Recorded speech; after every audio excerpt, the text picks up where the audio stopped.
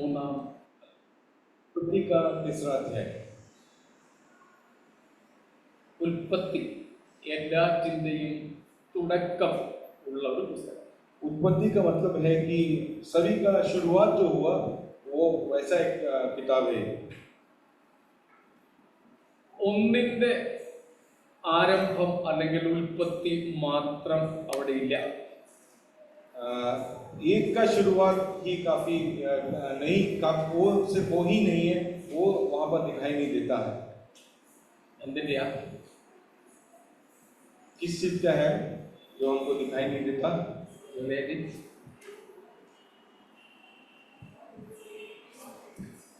God's Genesis, ദൈവത്തിന്റെ ഉൽപ്പത്തിയെ പറ്റി അവിടെ ഇല്ല.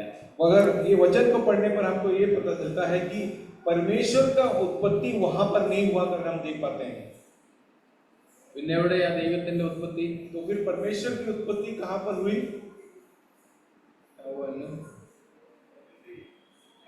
ഏദൻ में.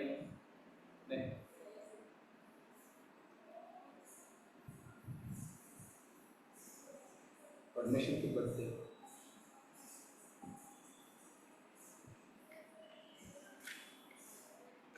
से बोलो, बाकी समय बोलते हैं ना.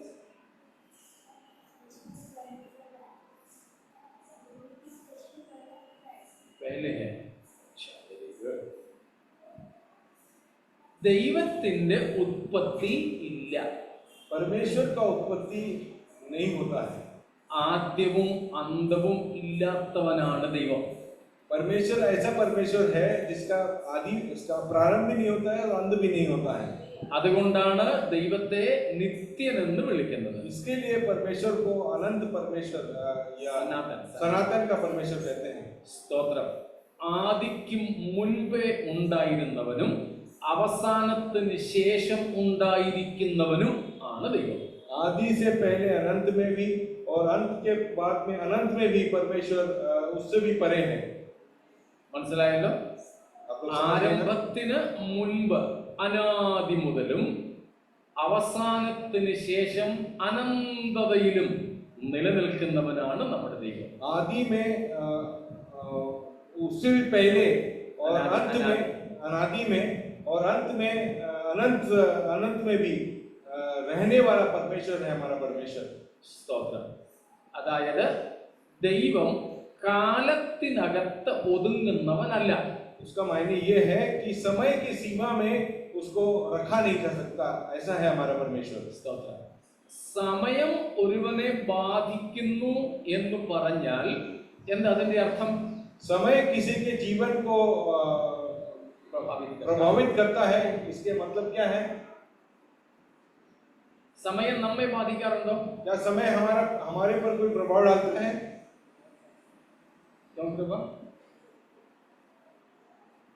എങ്ങനെയാ? किस प्रकार का प्रभाव डालता है समय?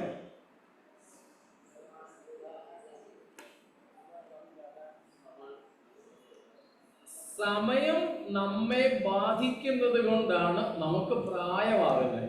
समय हमें हमारे पर प्रभाव डालता है, इसी के लिए हम बच्चे थे मगर अब बूढ़े हो चले हैं.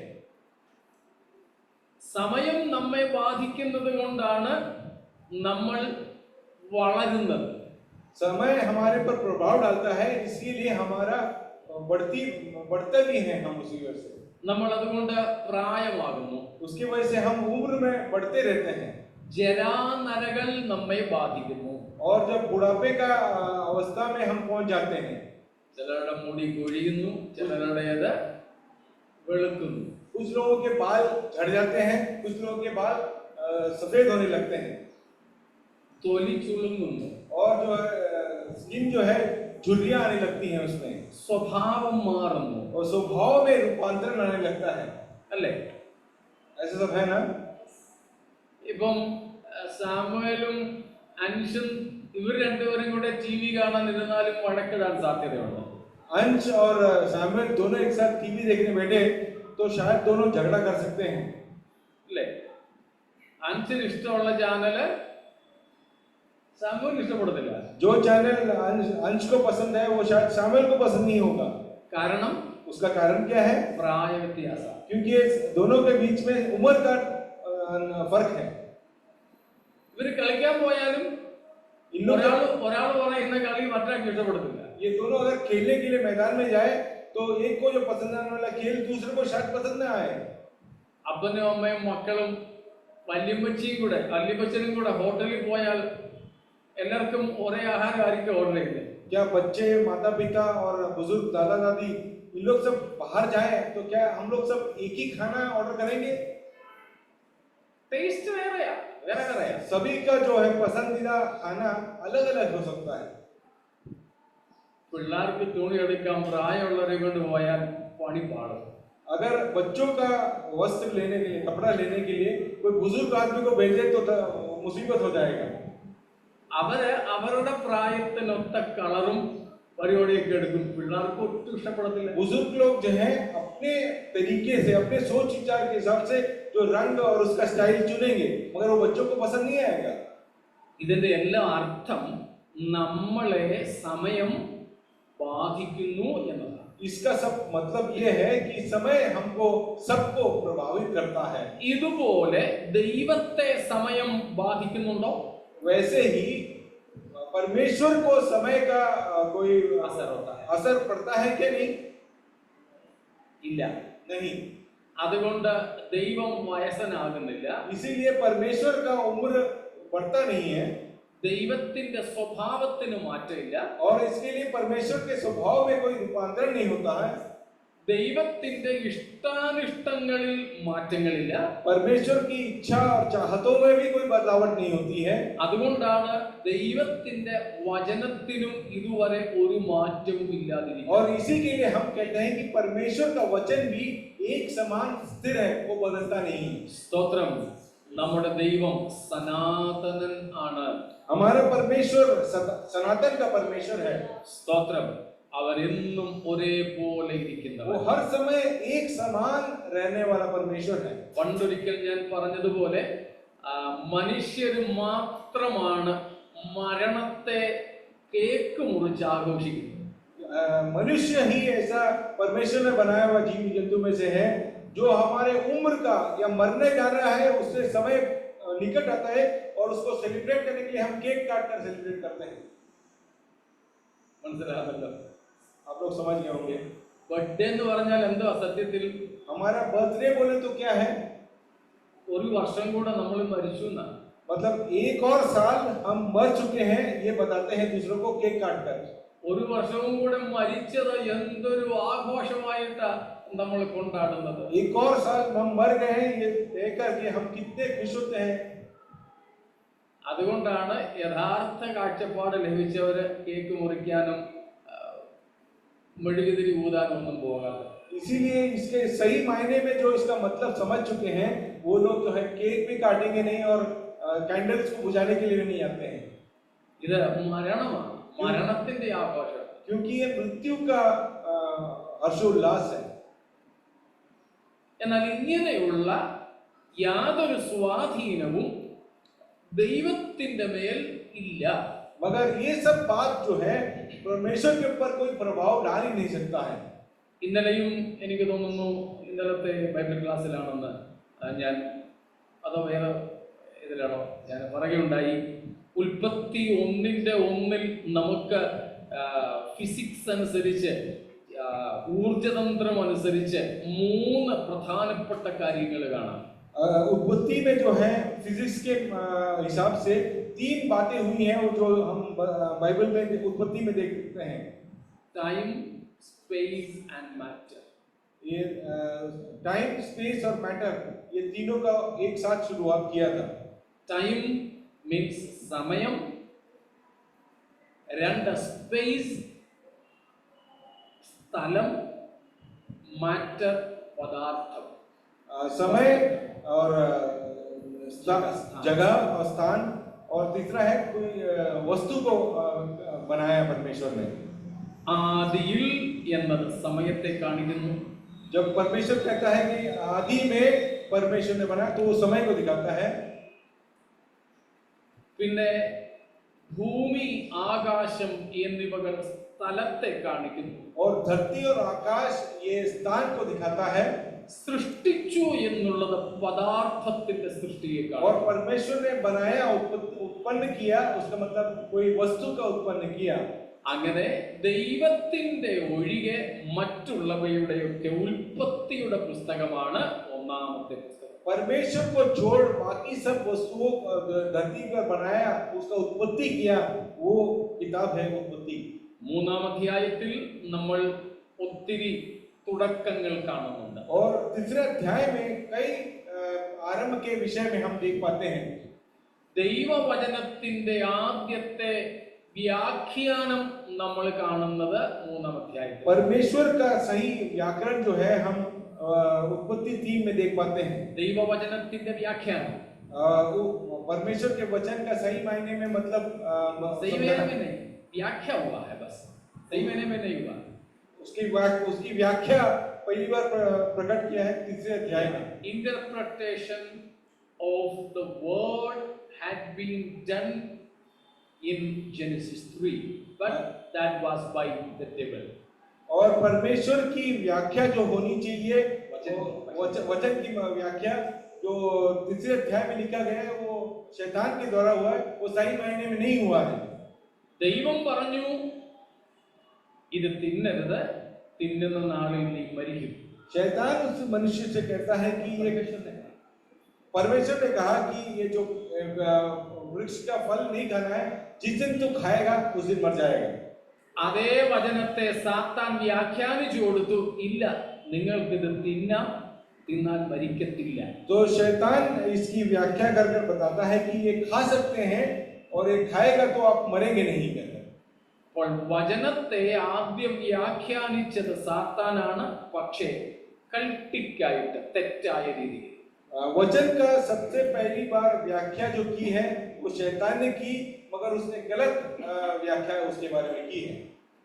അവിടെ നിന്നും ആദ്യത്തെ പാപം, और फिर उसके बाद सबसे पहला पाप, ആദ്യത്തെ മരണം, और सबसे पहले मृत्यु भी वहीं पे हुई। അങ്ങനെ ഒത്തിരി തുടക്കങ്ങൾ മൂന്നാം അധ്യായത്തിലുണ്ട്. और कई प्रकार के आरंभ जो है हम उत्पत्ति के तीसरे अध्याय में देख पाते हैं। രണ്ട് കാര്യങ്ങളാണ് ഞാൻ നിങ്ങളോട് പറയാൻ ആഗ്രഹിക്കുന്നത്. मैं आप लोगों के साथ दो बातों को बांटना चाहता हूं। स्तोत्र। रूफस, आज का memory verse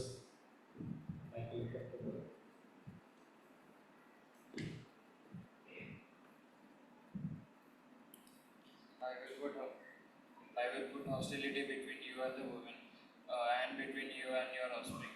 He will bruise your head, and you shall bruise his heel. Genesis 3 verse 15. Samuel,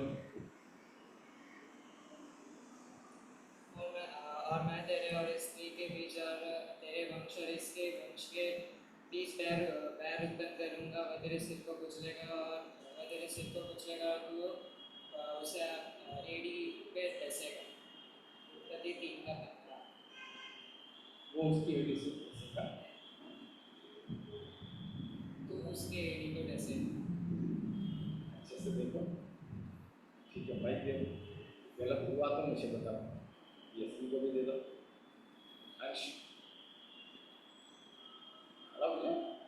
आज की मेमोरी वर्स ऐसे है, आखिरी में इधर आके बस गाना गाएंगे और अबिगेल बोलेगी और ऑनलाइन में एनोश भी बोलेंगे, ठीक है। इधर आके आज कोई मेमोरी वर्स नहीं बोलेंगे, गाना गाएंगे, हालेलुया भी बोलेंगे। कभी कभी ऐसे भी होता है।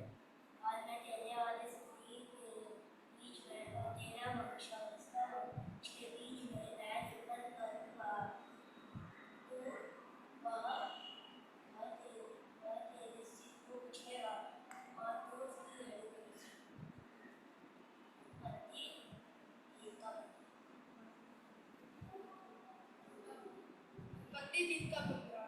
और मैं तेरे और स्त्री के बीच थे और तेरे वंश और स्त्री के और इस स्त्री के वंश के बीच में मैं उत्पन्न करूंगा। वह तेरे सिर को कुचलेगा और उसकी एड़ी को डसेगा। उत्पत्ति 3 का 15। और मैं तेरे और इस स्त्री के बीच में और तेरे वंश और इसके वंश के बीच में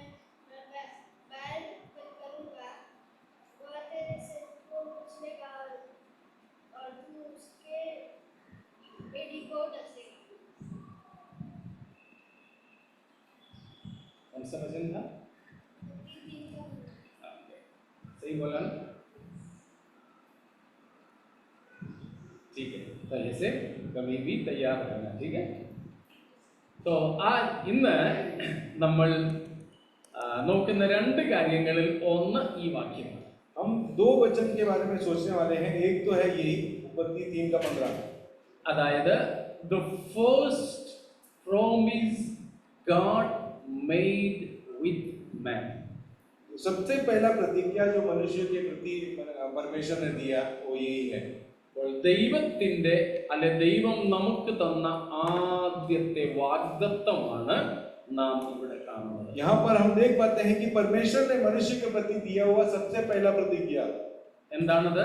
वो क्या है? The promise of the Messiah.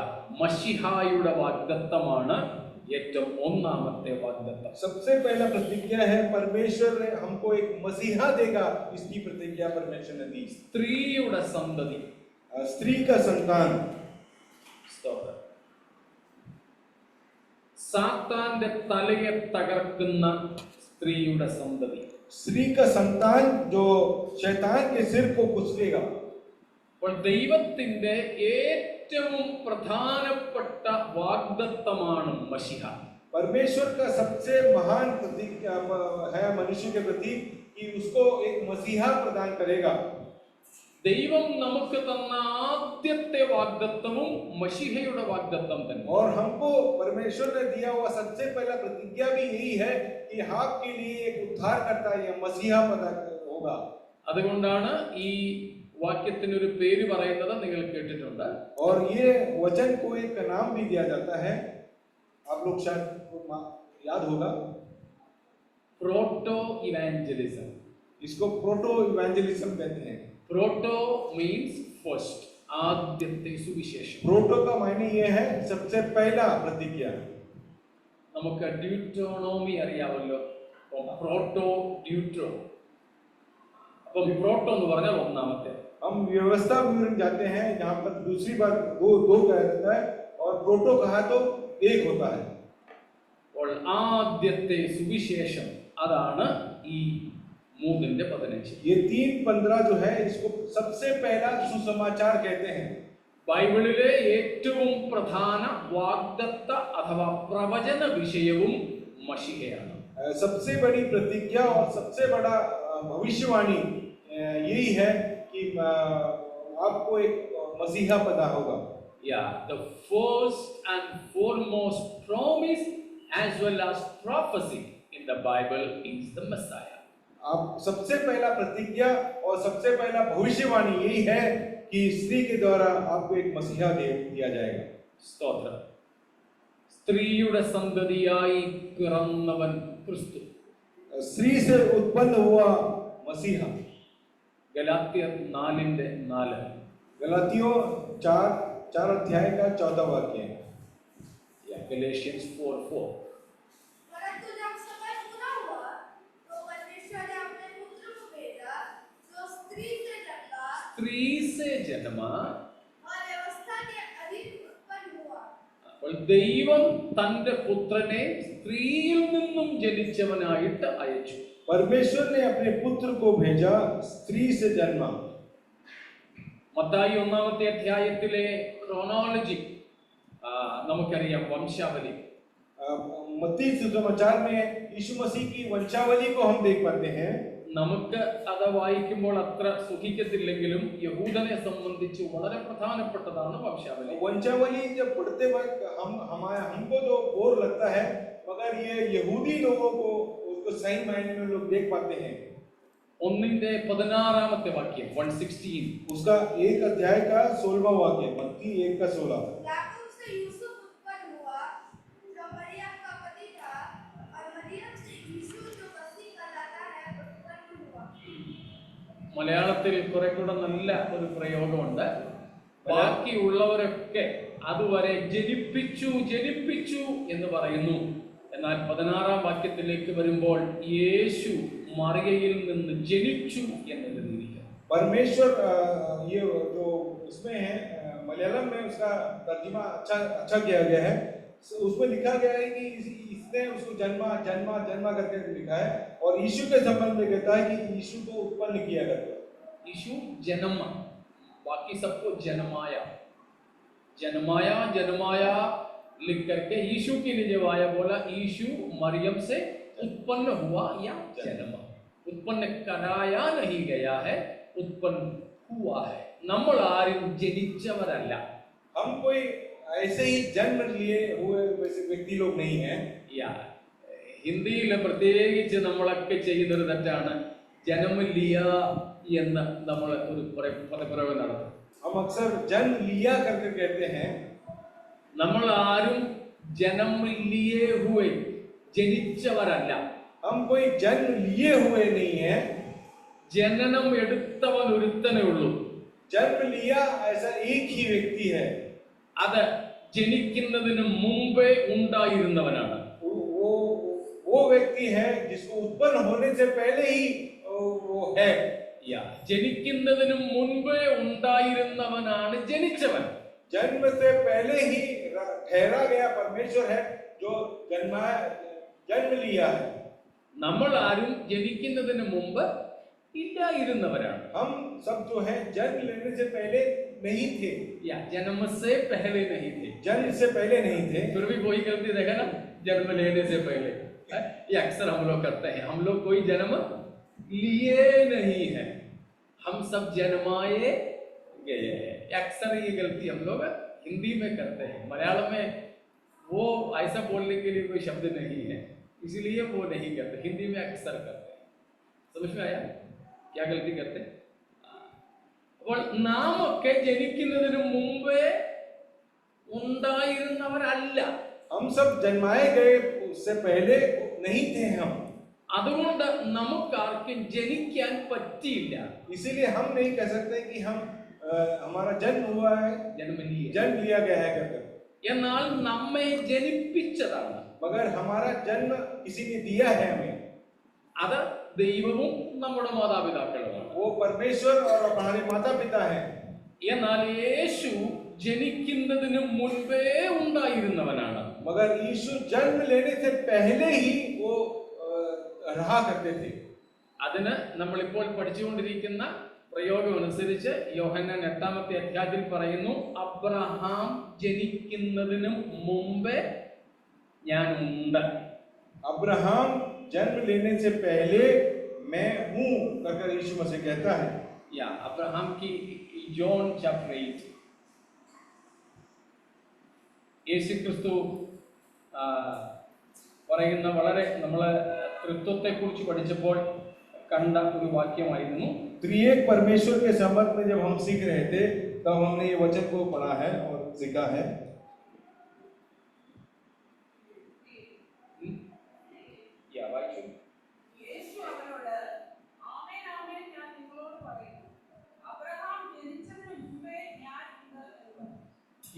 Hindi में भी पढ़ लो.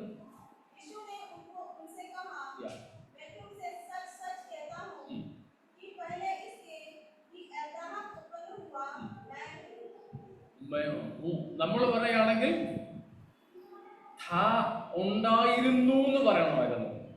मैं हम अगर उसके परमेश्वर के अगर हम होते तो हम कहते थे कि मैं हुआ था, मैं वहां था करके बोलते थे। എന്നാൽ യേശു ഇവിടെ പറയുന്നു अब्राहम ജനിക്കുന്നതിന് മുമ്പേ ഞാൻ ഉണ്ട്. मगर यहाँ पर परमेश्वर कहता है कि अब्राहम के उत्पन्न हुआ उससे पहले मैं हूँ। I am. मैं हूँ, I am saying അതിനോട് ചേർത്ത് നിങ്ങൾ ചിന്തിച്ചാൽ മതി. मैं हूँ ये घोषणा के बारे में साथ मिलाकर सोच सकते हैं। അപ്പോൾ ജനിക്കുന്നതിന് മുൻപേ ഉണ്ടായിരുന്നവൻ മാത്രമാണ് ജനിച്ചത്, എന്നാൽ നമ്മയൊക്കെ ജനിപ്പിച്ചത്. हम हमारा सब जन्म कराया गया था, मगर वो उसका उत्पन्न हो गया, उत्पन्न हुआ। അതിൽ മത്തായി 1:16 നമ്മൾ കണ്ടു, യേശു മറിയയിൽ നിന്ന് ജനിച്ചു. हम मत्ती 1:16 में देखते हैं कि मरियम ने उसमें जन्म दिया। मरियम से यीशु जन्म लिया या पैदा हुआ. സ്ത്രീയുടെ സന്തതി എന്നുള്ളതാണ് നമ്മളിപ്പോൾ പറഞ്ഞു വരുന്നത്. हमने देखा कि मरियम से यीशु उत्पन्न हुआ। ഉൽപ്പത്തി 3:15 നമ്മൾ വായിക്കുന്നു, സ്ത്രീയുടെ സന്തതി സാത്താന്റെ തലയെ തകർക്കും.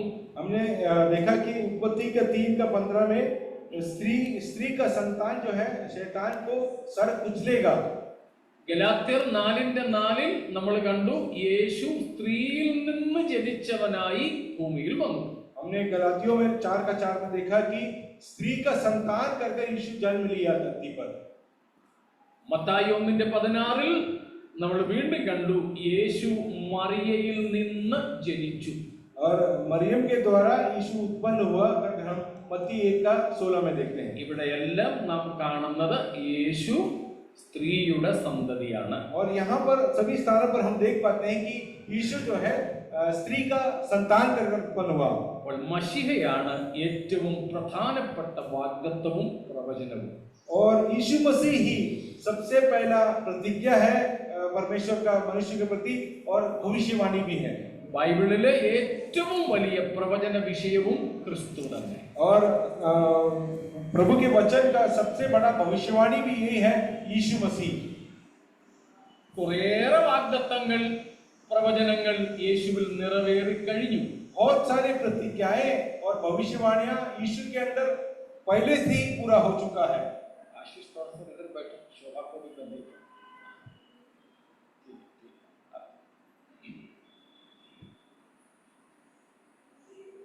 ഇനിയും യേശുക്രിസ്തുവിൽ നിറവേറേണ്ട ധാരാളം വാഗ്ദത്തങ്ങളും പ്രവചനങ്ങളും ബാക്കിയുണ്ട്. और अभी आगे बहुत सारी प्रतिज्ञाएं हैं और भविष्यवाणियां हैं जो यीशु में पूरा होना बाकी है। ഉൽപ്പത്തി മുതലേ അങ്ങനെയുള്ള പ്രവചനങ്ങൾ ഇനിയും ബാക്കിയുണ്ട്. और उत्पत्ति से लेकर कई भविष्यवाणियां हैं जो उत्पत्ति में ही देख पाते हैं। അതുകൊണ്ട് ബൈബിളിലെ ഏറ്റവും വലിയ പ്രവചനവും വാഗ്ദത്തവുമായി നാം മശിഹയെ തന്നെ കൈക്കൊള്ളണം, മനസ്സിലാക്കണം. और बाइबल का सबसे बड़ा प्रतिज्ञा और भविष्यवाणी यीशु मसीह है कर हम लोग सभी लोग ने ठान लेना है। രണ്ട് കാര്യങ്ങളാണ് ഉൽപ്പത്തി 3 നിന്ന് ഞാൻ പങ്കുവെക്കുന്നത്. അതിൽ ഒന്ന് 15 വാക്യത്തിൽ നിന്ന് ആദ്യത്തെ വാഗ്ദത്തവും പ്രവചനവും മശിഹയാണെന്നുള്ള വസ്തുത നിങ്ങളുമായിട്ട് പങ്കുവെച്ചു. और दो बातें जो बताना था, उत्पत्ति 3:15 में लिखा गया है कि यीशु मसीह मनुष्य को दिया गया सबसे बड़ा प्रतिज्ञा था और सबसे बड़ी भविष्यवाणी भी हुई है। രണ്ടാമതൊരു കാര്യം അതിന്റെ അവസാന ഭാഗങ്ങളിലേക്ക് വന്ന് നമുക്ക് നോക്കാം. और दूसरा बात जो है वो उसके आखिरी वचनों में लिखा गया है। എനിക്ക് വളരെ പ്രയാസമുളവാക്കുന്ന, മനസ്സിനെ വളരെയധികം വേദനിപ്പിക്കുന്ന ഘടകങ്ങളും ഈ മൂന്നാം അധ്യായത്തിലുണ്ട്. ये मेरे मन को काफी पीड़ा और वेदना देने वाला और तकलीफ देने वाला वचन भी यही तीसरे अध्याय में पाया जाता है। അതാണ് 22ാമത്തെ വാക്യം. वो है 22वां अध्याय 22वां वचन। The Lord God said, "Behold, the man has become like one of us, to know good and evil. And now, lest he should come his hand and take also of the tree of life, and eat and live forever." Next verse also. Therefore the Lord God sent him out of the garden of Eden to till the ground from which he was taken.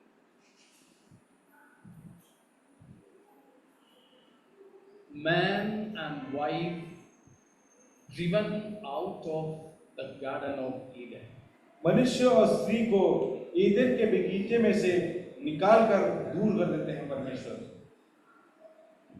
He was created for God to have fellowship and partnership with God. परमेश्वर के साथ संगति और उसके साथ समय बिताने के लिए परमेश्वर ने मनुष्य को बनाया।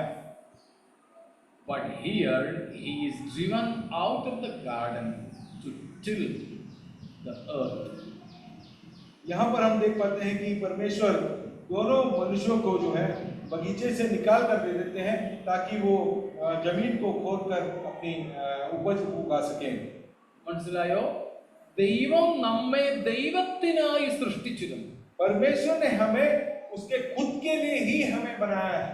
ദൈവത്തോടുള്ള കൂട്ടായ്മയ്ക്കും കൂട്ടവകാശത്തിനുമായി ദൈവം നമ്മെ സൃഷ്ടിച്ചു. ताकि उसके साथ संगति कर सके और जो भी हासिल करना है दोनों मिलकर हासिल कर सके.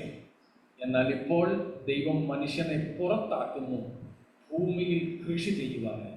और मनुष्य को अब परमेश्वर ईदन के बगीचे से दूर कर देता है ताकि वो मेहनत कर कर अपना फल उत्पन्न कर सके. അതായിരുന്നില്ല മനുഷ്യനെ സൃഷ്ടിച്ചതിൽ ദൈവത്തിന്റെ ഉദ്ദേശം. और मनुष्य परमेश्वर का उद्देश्य कतई ये नहीं था कि मनुष्य मेहनत कर कर अपना फल उगाए. എന്നാൽ ഇപ്പോൾ അധ്വാനിക്കുന്നു, അതിന് തക്ക ഫലവും കിട്ടുന്നില്ല. अभी जो है मनुष्य मेहनत मजदूरी करता है मगर उसका सही मायने में फल पाना है वो फल नहीं पा सकता है. എന്നിട്ട് നാം അവിടെ വായിക്കുന്നത് മനുഷ്യൻ ഇനി എന്നേക്കും ജീവിച്ചിരിക്കാതെ ഇരിക്കേണ്ടതിന് അവനെ ഏദനിൽ നിന്ന് പുറത്താക്കി. यहाँ पर लिखा गया है कि ईदन के बगीचे से उसे दूर कर दिया कि हमें वो जीवित न रहे हमेशा के लिए. ഇവിടെ ദൈവത്തിന്റെ എന്ത് സ്വഭാവമാണ് നമുക്ക് മനസ്സിലാക്കാം. हम यहाँ पर इन वचनों को पढ़कर के परमेश्वर के किस प्रकार के स्वभाव को देख पाते हैं.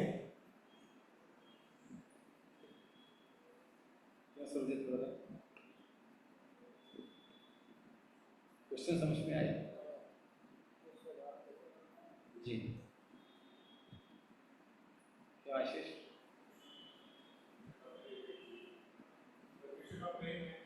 इधर भी प्रेम है.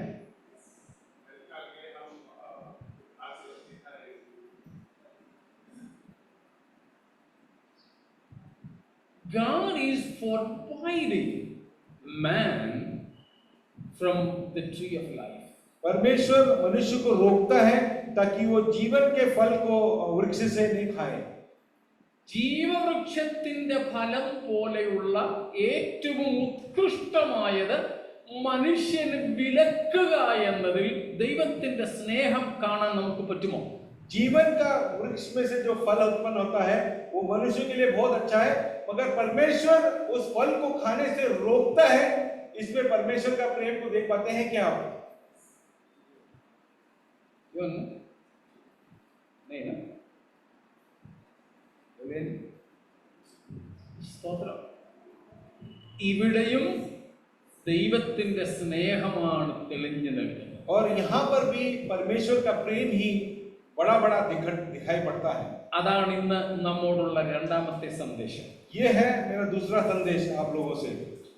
ദൈവം നമുക്ക് നല്ലതെന്ന് തോന്നുന്ന ചിലതിനെ വിലക്കും. परमेश्वर जो हमारे लिए बेहतर समझता है वैसे वस्तुओं को हमसे रोकता है. वो നാം നമുക്ക് വേണ്ടി നല്ലതെന്ന് കരുതുന്ന, ആഗ്രഹിക്കുന്ന, പ്രാർത്ഥിക്കുന്ന ചിലതിനെ ദൈവം തരാതെ തടയും, വിലക്കും. जो हमारे मन से अनुसार हमको लगता है ये हमारे लिए बेहतरीन है, अच्छा है, वैसे वस्तुओं को परमेश्वर क्योंकि हमसे प्रेम करता है हमसे रोक कर दूर रखता है. അങ്ങനെയുള്ള ചിലതൊക്കെ ദൈവം നമുക്ക് മുടക്കിയിട്ടില്ലേ? और वैसे अच्छे वस्तुओं को परमेश्वर ने क्या आपके जीवन में रोक नहीं रखा है? നമ്മൾ ഒത്തിരി ആഗ്രഹിച്ച ചിലത്, हमने कई चाहत के साथ किया हुआ काम, കൊതിച്ച ചിലത്, कई कई भूख प्यास के साथ किया हुआ वस्तु, ഒത്തിരി പ്രാർത്ഥിച്ച ചിലത്. कई वस्तु है जिसके लिए हमने बहुत प्रार्थनाएं की हैं.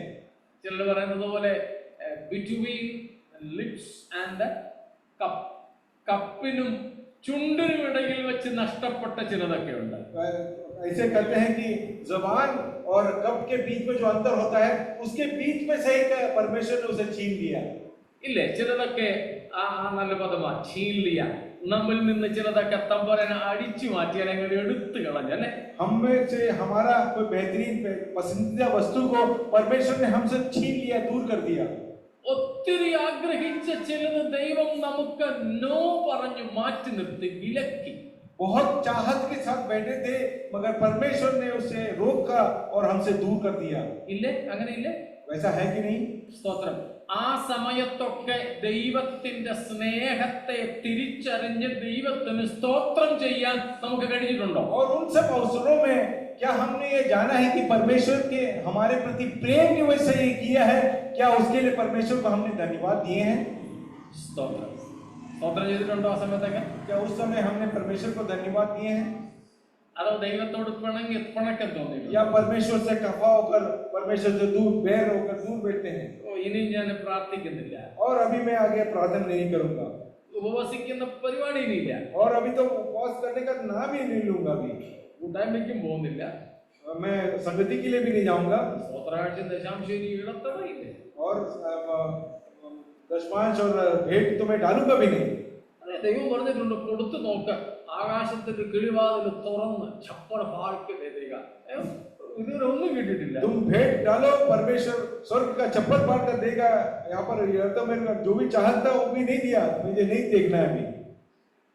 എന്താ സംഭവിച്ചിട്ടുള്ളത്? ഇങ്ങനെ ചിലതൊക്കെ വിലക്കിയപ്പോൾ അതിലും ദൈവമേ അങ്ങയുടെ സ്നേഹം ഉണ്ടെന്ന് മനസ്സിലാക്കി സ്തോത്രം ചെയ്യുകയും നമ്മെ സമർപ്പിക്കുകയുമായിരുന്നുവോ, അതോ ദൈവത്തോട് അല്പം കയ്പ് തോന്നുകയായിരുന്നു? हम चाहने वाले, पसंद करने वाले कई वस्तुओं को परमेश्वर ने हमसे दूर किया, तो हमने क्या परमेश्वर को धन्यवाद दिया कि परमेश्वर तेरी इच्छा में तुमने रोका है, या फिर हमने परमेश्वर से दुखी होकर परमेश्वर से दूर जाना चाहा है?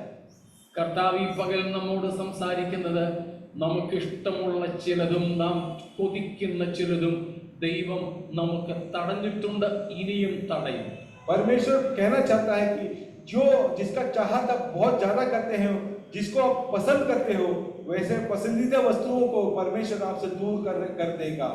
അത് ചിലത് വിവാഹ വിഷയങ്ങളാകാം, वो शायद शादी का विषय हो, ചിലത് ജോലിയാകാം, या फिर नौकरी के संबंध में हो, അഡ്മിഷൻസ് ആകാം, या फिर कोई एडमिशन हो, വിദേശ യാത്രകളോ മൈഗ്രേഷനോ പോലും ആകാം, या फिर कोई विदेश की यात्रा हो, या इमिग्रेशन की बात हो। ഇങ്ങനെയുള്ള പലതും ദൈവം നമുക്ക് ഇനിയും തടയുമെന്ന് ദൈവാത്മാവ് നമ്മോട് പറയും. और ऐसे अच्छी अच्छी बातों को, कई बातों को आपके जीवन से परमेश्वर रोकेगा, ये बात बताना चाहते हैं। എന്നാൽ അതിനിടയിലും ദൈവം നമ്മെ സ്നേഹിക്കുന്നു എന്ന കാര്യം മറക്കരുത്. मगर ये सब रोक आते समय भी ये सोचना बनता है कि परमेश्वर का प्रेम हमारे साथ सदा के लिए है। നമ്മോടുള്ള സ്നേഹം നിമിത്തമാണ് ദൈവം അതിൽ പലതും നമുക്ക് തരാതിരിക്കുന്നത്. परमेश्वर हमसे इतना प्यार करता है कि उस प्रेम के वजह से ही कई बातों को परमेश्वर हमसे रोक कर रखा है। കാരണം നമ്മൾ പരിമിതമായ ബുദ്ധിയുള്ളവരാണ്. क्योंकि हमारे दिमाग का एक सीमा होता है, എന്നാൽ ദൈവം ആരംഭത്തിന് മുമ്പേ അവസാനവും അറിയുന്നവനാണ്. प्रारंभ से पहले ही परमेश्वर अंत में क्या होगा वो भी जानने वाला परमेश्वर हमारा परमेश्वर है। അതുകൊണ്ട് നമുക്ക് എന്താണ് നന്മയെന്ന് ദൈവത്തിനെ അറിയാവൂ. इसीलिए हमारे जीवन में भलाई किस बात में रखी है ये परमेश्वर ही जानता है, നാം അറിയുന്നില്ല. हम नहीं जानते हैं। നാം ഇപ്പോൾ കാണുന്നതേ അറിയുന്നുള്ളൂ. हम जो देख पाते हैं उतना ही ज्ञान है हमें। നമ്മൾ വികാര ജീവികളാണ്. हम बहुत इमोशनल क्रीचर्स हैं, അതുകൊണ്ട് വൈകാരികമായി നമ്മൾ പലതും ദൈവത്തോട് കൊതിക്കും. और इसीलिए भावात्मक रूप से कई बातों की चाहत रखते हैं परमेश्वर से हम। അങ്ങനെയുള്ള നമ്മുടെ ഇഷ്ടങ്ങൾ നേടിയെടുക്കാനുള്ള മാധ്യമമായി ദൈവത്തെ കാണരുത്. और उस प्रकार से उस चाहतों को पूर्तिकरण के लिए हम परमेश्वर का इस्तेमाल भी करते हैं। നമ്മുടെ ഭക്തിയും പ്രാർത്ഥനയും ഒന്നും നമ്മുടെ കൊതി നിവർത്തിക്കാനുള്ള മാധ്യമങ്ങളാകരുത്. हमारी श्रद्धा या उपासना परमेश्वर से जो हमारे चाहतों की पूरी करने के लिए ही हम परमेश्वर का इस्तेमाल न करें। പകരം നമ്മുടെ പ്രാർത്ഥനയും ഉപവാസവും ഭക്തിയും ഒക്കെ ദൈവേഷ്ടം അറിയാനും ആ ദൈവഹിതത്തിന് നമ്മെ തന്നെ വിധേയപ്പെടുത്തുവാനും വേണ്ടിയായിരിക്കണം. परमेश्वर की इच्छा क्या है जानने के लिए और परमेश्वर की इच्छा के अनुसार अपने आप को ढाने के लिए उपवास होना मांगता है, प्रार्थना होना मांगता है, श्रद्धा होना मांगता है। ये सब परमेश्वर के लिए होना है। മനസ്സിലാവുന്നുണ്ടോ? आप लोग समझ रहे हैं ना? സ്തോത്രം. ദൈവം നമുക്ക് എന്തെങ്കിലും നന്മകൾ മുടക്കിയെങ്കിൽ കർത്താവേ അതിനും അങ്ങേക്ക് സ്തോത്രമെന്ന് പറഞ്ഞോളൂ. हमारे जीवन में कोई भी भलाइयों को परमेश्वर ने रोका है तो परमेश्वर को धन्यवाद दे। परमेश्वर हमारे भलाइयों को रोकने के लिए धन्यवाद, क्योंकि तू हमसे प्रेम करता है। അതെനിക്ക് തരാഞ്ഞതിലും അങ്ങേക്ക് എന്നോട് സ്നേഹമുണ്ടെന്ന് ഞാൻ മനസ്സിലാക്കുന്നു.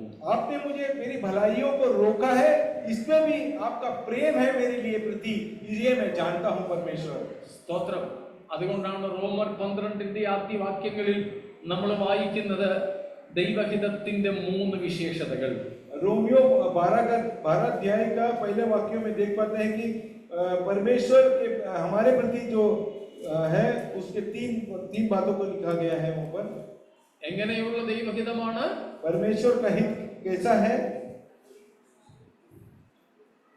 Yeah, come on. इसलिए हे भाइयों, मैं तुमसे परमेश्वर की दया से वरदान दिलाता किस हूं तरह की इच्छा है वो जल्दी बताओ मुझे। कि अपने शरीरों को जीवित हाँ, किस तरह की इच्छा है परमेश्वर का वो बताओ।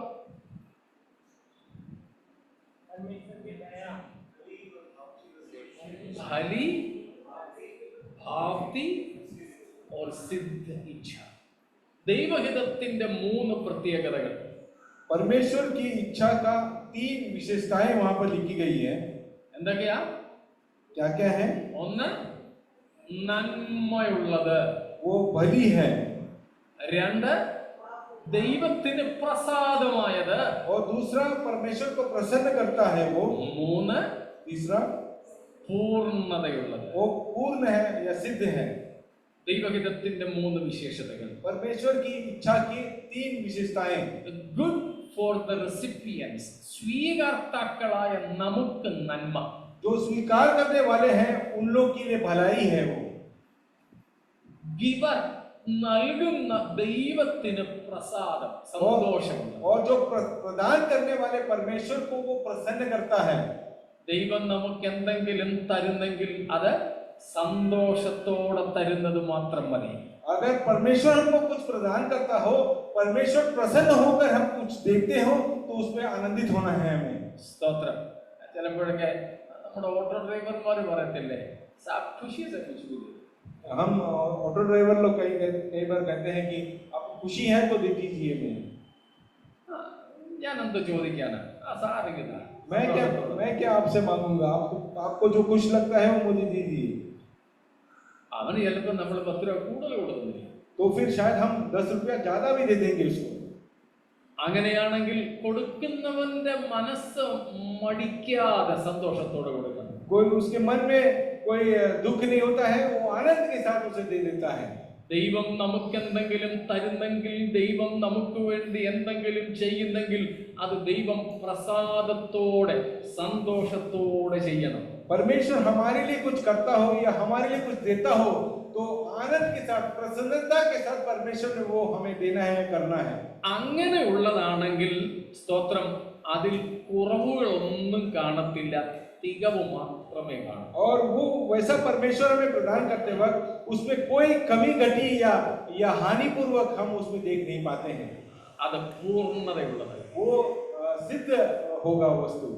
അങ്ങനെയുള്ളത് മാത്രം മതിയെന്ന് ദൈവത്തോട് പറയണം. हमको सिर्फ वैसे ही प्रकार की परमेश्वर की प्रसन्नता में प्रदान हुई वस्तुएं या अवसर ही मुझे प्रदान करना कर हम परमेश्वर से कहें। ഈ നന്മ എന്ന് പറയുന്നതിന്റെ അർത്ഥം എന്താ? ये भलाई कहा जाए इसका मतलब क्या है? ഭൂമിയിലെ പദാർത്ഥ ബന്ധത്തിലുള്ള നന്മകളല്ല. ये धरती पर जो वस्तुएं हैं उसके साथ में जो रिश्ता है वैसा कोई नहीं है। പിന്നെ फिर भलाई का क्या है? എന്താണ് നന്മ? फिर भलाई क्या है?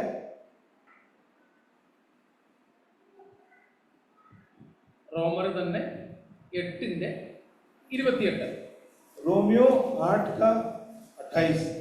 हम जानते हैं कि जो लोग परमेश्वर से प्रेम रखते हैं उनके लिए सब बातें मिलकर भलाई ही को उत्पन्न करती है, अतः उन्हीं के लिए जो उसकी इच्छा के अनुसार बुलाए गए हैं।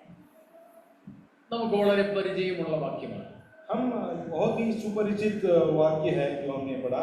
ദൈവം എല്ലാം കൂടെ നമ്മുടെ നന്മയ്ക്കായിട്ട് കൂടി വ്യാപരിപ്പിക്കുന്നു. और जो कुछ परमेश्वर अच्छा करता है हमारी भलाई के लिए करता है। എന്താണ് ഇവിടെ പറയുന്ന നന്മ? अब यहाँ पर परमेश्वर ने खाने वाला भलाई क्या है, किस बात पे है? जी हाँ, बुलाए हुओं के लिए भलाई को उत्पन्न करता है, तो वो भलाई क्या है? परमेश्वर के आप प्रेम करने वालों के लिए होने वाले भलाई क्या है, वही पूछ रहे हैं.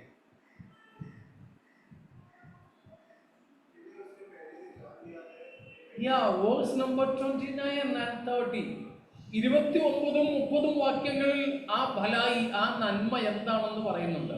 वहां पर 28 में लिखा गया भलाई क्या है, ये जो है 29 और 30 वचन में हम देख पाते हैं कि क्या भलाई है। क्या है अभिषेक, पढ़ लो.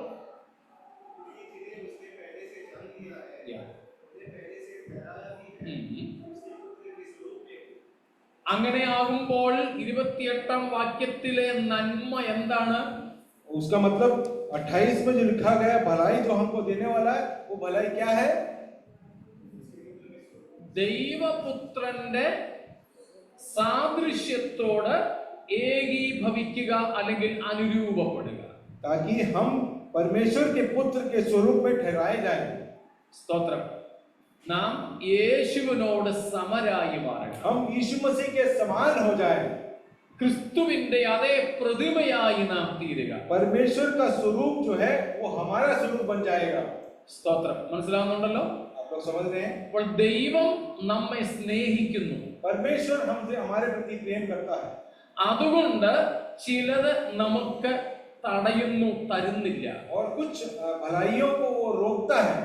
നമ്മുടെ ചിന്തയിലാണ് അവയൊക്കെ നന്മ. अगर हमारी दृष्टि में देखा जाए तो वो सब भलाई है, അവ ദൈവം നമുക്ക് തരാതിരിക്കുന്നു. मगर वो भलाइयाँ परमेश्वर के लिए भलाई नहीं है, वो परमेश्वर रोकता है। അപ്പോൾ നമ്മൾ പിണങ്ങരുത്. तो फिर हम परमेश्वर से दूर दुखी नहीं होना। അപ്പോഴും നാം അറിയണം ദൈവം നമ്മെ സ്നേഹിക്കുന്നു എന്ന്. और उस समय भी जान लेना है कि परमेश्वर हमसे बेहद प्रेम करते हैं। ആ തടയപ്പെടലും ആ ഫോർബൈഡിങ്ങും, സ്തോത്രം, ആ പ്രൊഹിബിഷനും നമ്മുടെ നന്മയ്ക്ക് വേണ്ടിയാണ്. वो भलाइयों को रोकना, उसको हमसे दूर करना, ये भी हमारे लिए भलाई का काम है। यह परमेश्वर के प्रेम के प्रति होता है। ആ നന്മ എന്ന് പറയുന്നത് മരണം കൊണ്ട് തീരുന്ന എന്തെങ്കിലും അല്ല. ये वो जो भलाई है जो मृत्यु के साथ संपन्न होने वाला भलाई नहीं है। പിന്നെ फिर क्या है? ദൈവപുത്രനായ യേശു ക്രിസ്തുവിന്റെ തേജസ്സിന്റെ രൂപത്തോട് അനുരൂപപ്പെടുന്ന ഒരു അനുഭവമാണ്. परमेश्वर के इकलौते पुत्र के समान, वो जो महिमामय परमेश्वर के समान हम लोगों को बनाएगा, वही है भलाई। ക്രിസ്തു നമ്മെ പോലെയുള്ള ശരീരമെടുത്തി ഭൂമിയിൽ വന്നു. परमेश्वर यीशु मसीह हमारे समान शरीर को धारण किए इस धरती पर आए। അതുകൊണ്ട് ക്രൂശിൽ അവൻ മരിച്ചു. इसीलिए वो सूली पर उसे मारा गया था। എന്നാൽ 3-ാം നാൾ ഉയർത്തെഴുന്നേറ്റു. मगर तीसरे दिन वो जी उठा था मृत्यु से। കാര്യം കഴിഞ്ഞോ? ക്രൂശിന്റെ പണി കഴിഞ്ഞോ? क्या सूली का काम खत्म हो गया? ഇല്ല. नहीं।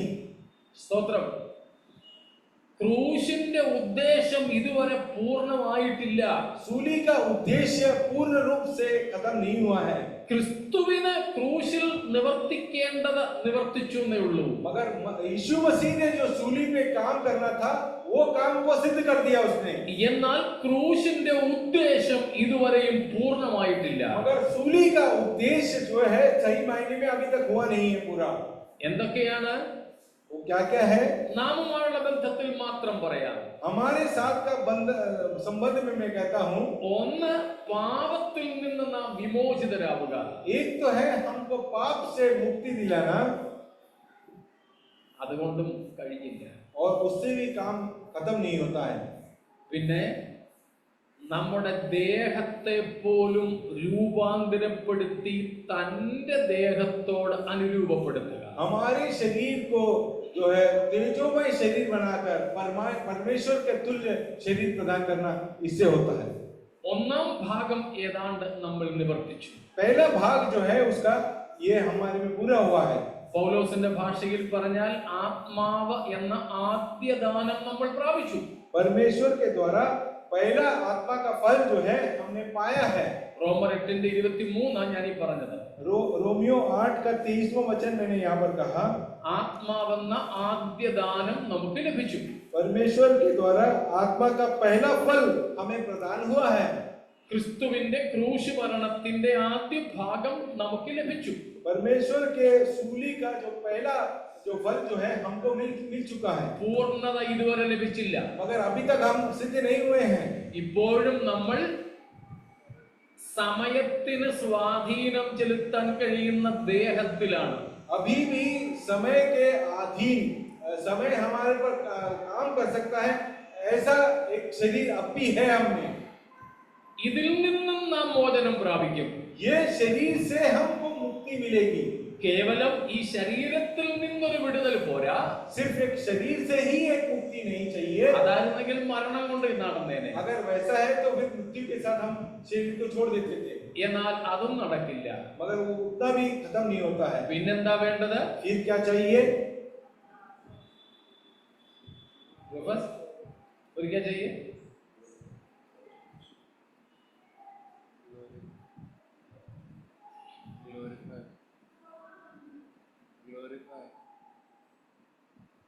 ग्लोरी के साथ बोलो.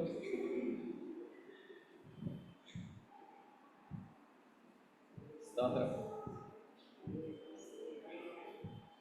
Not soul.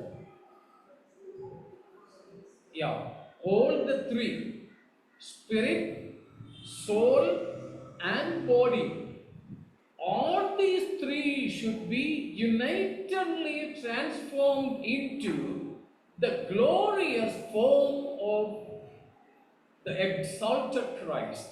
ഉയർത്തെഴുന്നേറ്റ തേജസ്കരിക്കപ്പെട്ട യേശുക്രിസ്തുവിന്റെ ദേഹത്തോട് തുല്യമായി നമ്മുടെ ആത്മാവും പ്രാണനും ദേഹവും മാറണം. शरीर परमेश्वर का तेजोमय शरीर के साथ में हमारी आत्मा, प्राण और शरीर तीनों मिलकर के परमेश्वर के समान महिमामय हो जाना, यही सिद्धता का अंत है। ഈ ശരീരത്തിൽ നിന്നുള്ള ആത്മാവിന്റെ മോചനം കൊണ്ടും ക്രൂശിന്റെ പൂർണ്ണ ലക്ഷ്യം ആകുന്നില്ല. हमारी आत्मा का उद्धार के वजह से भी हमारा सूली पर जो हमें उद्धार पाया है वो सिद्ध पूरा नहीं हुआ है अभी। പിന്നെ എന്തും കൂടെ ഉണ്ടായേ പറ്റൂ. और उसमें और क्या क्या बाकी है?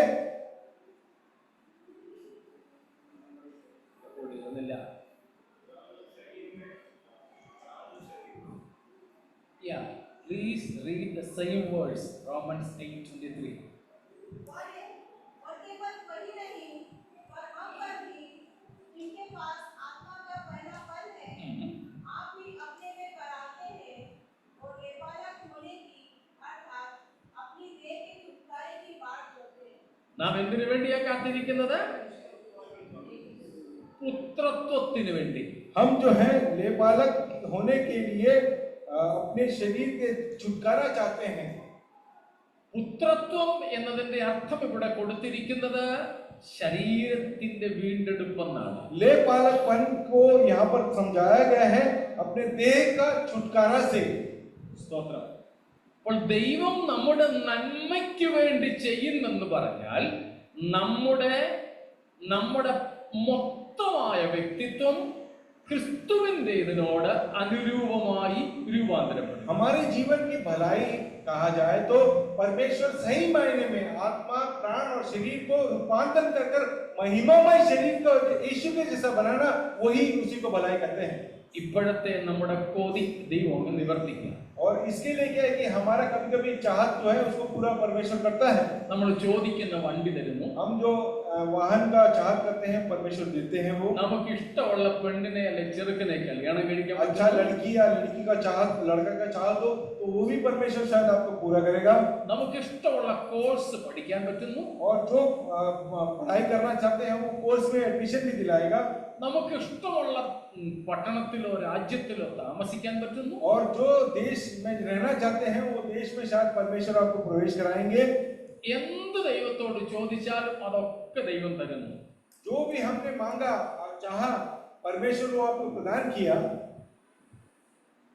പക്ഷേ ഇതെല്ലാം, ഈ നന്മകളെല്ലാം തന്ന് നമ്മളെ തൃപ്തിപ്പെടുത്തി, പക്ഷേ മരണശേഷവും നിത്യതയിലും നരകത്തിലേക്കാണ് പോകുന്നതെങ്കിലും और ये सब भलाइयां देने के बाद भी पर हम हमारे मृत्यु के साथ ये सब भलाइयां समाप्त होती हो, हम उसके बाद एक नरक लोक में जीना हो, तो इससे क्या भलाई है?